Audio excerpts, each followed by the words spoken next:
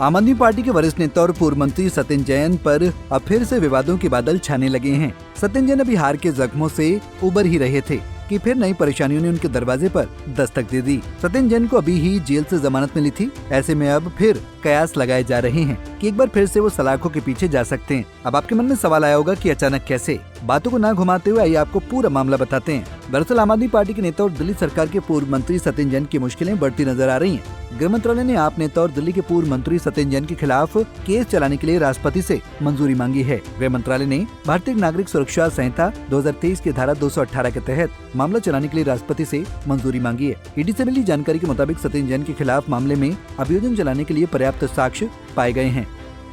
सत्येंद्र जैन के खिलाफ 2017 में दर्ज मामला। सत्येंद्र जैन के खिलाफ मनी लॉन्ड्रिंग का मामला साल 2017 का है। सीबीआई ने सत्येंद्र जैन के खिलाफ आय से अधिक संपत्ति के मामले में आरोप लगाते हुए एफआईआर दर्ज की थी। 2018 में इस मामले में सीबीआई ने एक आरोप पत्र भी दाखिल किया था। इस आरोप पत्र में बताया गया था कि सत्येंद्र जैन के पास 1.47 करोड़ रुपए की आय से अधिक संपत्ति मिली है। जानकारी के मुताबिक उनकी संपत्ति 2015-17 के बीच ज्ञात स्रोतों से लगभग 217% ज्यादा थी। इसके बाद फिर हवाला मामले में सत्येंद्र जैन की गिरफ्तारी के बाद आम आदमी पार्टी की मुश्किलें लगातार बढ़ती गयी। बाद में ईडी ने कथित शराब घोटाले मामले में मनीष सिसोदिया और अरविंद केजरीवाल के साथी संजय सिंह को भी गिरफ्तार कर लिया था। कई महीनों तक जेल में रहने के बाद चारों नेताओं को जमानत मिलने के बाद आपके नेताओं ने दिल्ली में विधानसभा का चुनाव लड़ा, लेकिन दिल्ली के चुनावी नतीजों ने आपके सपनों को चूर चूर करके रख दिया। दिल्ली में आप मुखिया अरविंद केजरीवाल खुद अपनी सीट तक नहीं बचा पाए। अरविंद केजरीवाल को नई दिल्ली से बीजेपी उम्मीदवार प्रवेश वर्मा ने पटखनी दी, तो वहीं आप दिग्गज सत्येंद्र जैन को भी हार का सामना करना पड़ा था। उन्हें चुनाव में शकूर बस्ती से बीजेपी उम्मीदवार कर्नैल सिंह ने बुरी तरह हराया था। अब सत्येंद्र जैन की गिरफ्तारी मामले में जुबानी जंग भी शुरू हो गई है। सत्येंद्र जैन की गिरफ्तारी को लेकर आपके राज्यसभा सांसद संजय सिंह ने केंद्र सरकार पर जमकर तीखा हमला बोला है। उन्होंने कहा कि आज ये साबित हो गया कि सत्येंद्र जैन और अरविंद केजरीवाल की गिरफ्तारी अवैध थी। बिना किसी सबूत के सत्येंद्र जैन को जेल में रखा गया और ईडी द्वारा राष्ट्रपति से उनकी गिरफ्तारी की मंजूरी मांगी जा रही है। सुनिए क्या कुछ कहा संजय सिंह ने।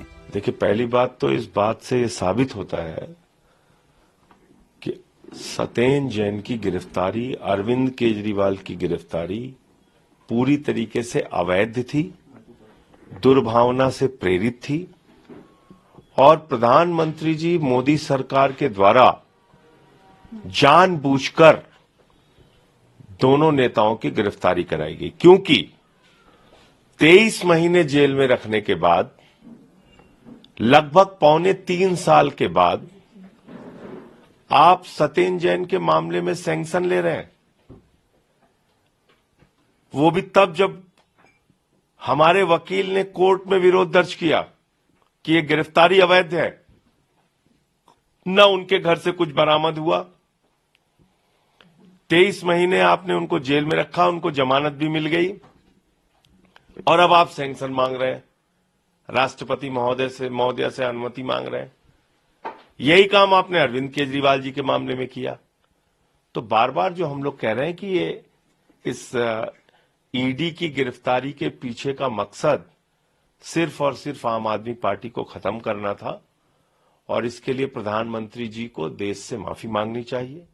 बहरहाल दिल्ली में बीजेपी को 27 साल के बाद ऐतिहासिक जीत मिली है। दिल्ली में बीजेपी ने 48 सीट जीतकर शानदार वापसी की। दिल्ली में बीजेपी सरकार बनाने में तो कामयाब रही है, लेकिन अब तक बीजेपी सीएम चेहरा तय नहीं कर पाई है। बीजेपी नेताओं का कहना है कि मंत्रिमंडल बनने के बाद का आपका पर्दाफाश किया जाएगा। तो ऐसे में सत्येंद्र जैन के खिलाफ केस में अगर राष्ट्रपति की मंजूरी मिल जाती है तो बाकी आप नेताओं पर भी फिर गाज गिरने में बिल्कुल देर नहीं लगेगी। खैर, अब सत्येंद्र जैन सलाखों के पीछे जाते हैं या नहीं, ये तो समय बताएगा। पर इन सभी बातों में इतना तो तय है कि आप और बीजेपी के बीच भारी जुबानी जंग जरूर देखने को मिलेगी। Bureau report, Punjab Kesari TV.